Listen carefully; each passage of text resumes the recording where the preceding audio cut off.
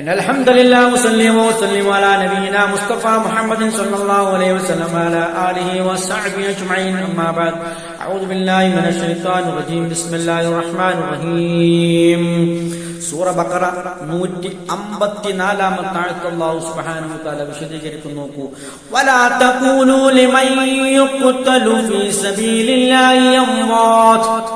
വലാ തഖൂലു, നിങ്ങൾ പറയാൻ പാടില്ല, ലിമൻ ഒരുവനെ കുറിച്ചു, യുഖ്തലു ഫീ സബീലില്ലാഹ്, അല്ലാഹുവിന്റെ മാർഗത്തിൽ കൊല ചെയ്യപ്പെട്ട ഒരുവനെ കുറിച്ച് നിങ്ങൾ പറയരുത്. എന്ന് പറഞ്ഞാൽ അല്ലാഹുവിന്റെ മാർഗത്തിൽ അല്ലാഹുവിന്റെ കലിമത്തു തൗഹീദാകുന്ന ലാ ഇലാഹ ഇല്ലല്ലാഹയെ ഉയർത്തിപ്പിടിക്കുന്നതിനു വേണ്ടി ധർമ്മസമരം നടത്തി മരണപ്പെട്ടവരെ കുറിച്ച് നിങ്ങൾ പറയാൻ പാടില്ല. അംവാതുൻ, അവർ മരണപ്പെട്ടവരാണെന്ന് നിങ്ങൾ പറയാൻ പാടില്ല. ബൽ അഹ്യാഉൻ, പക്ഷെ അവർ ജീവിച്ചിരിക്കുന്നവരാകുന്നു.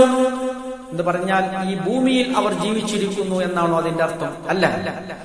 വേറൊരായത്തിൽ അല്ലാഹു സുബ്ഹാനഹു വ തആല വിശദീകരിക്കുന്നുണ്ട്, ഇൻദ റബ്ബിഹിം, അവരുടെ റബ്ബിന്റെ അടുത്താണ് അവർ ജീവിച്ചിരിക്കുന്നത്. അതായത് സ്വർഗത്തിലാണ് അവർ ജീവിച്ചിരിക്കുന്നത്.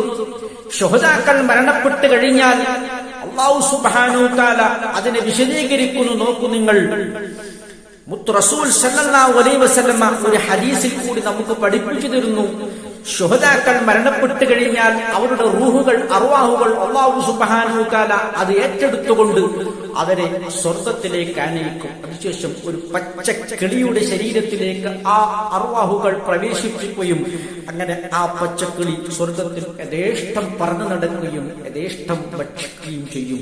അതാണ് അല്ലാഹു സുബ്ഹാനഹു വ തആല അവർക്ക് അവർ ഭക്ഷണം നൽകപ്പെടുന്നവരാണ്, റിസ്ക് നൽകപ്പെടുന്നവരാണെന്ന് ഖുർആൻ വേറെ സ്ഥലത്ത് നമുക്ക് കാണാൻ കഴിയും. അതൊക്കെ സത്യപ്പെടുത്തുന്നത് ഈ ഹദീസിലേക്കാണ് അതിനെ സത്യപ്പെടുത്തുന്നത്.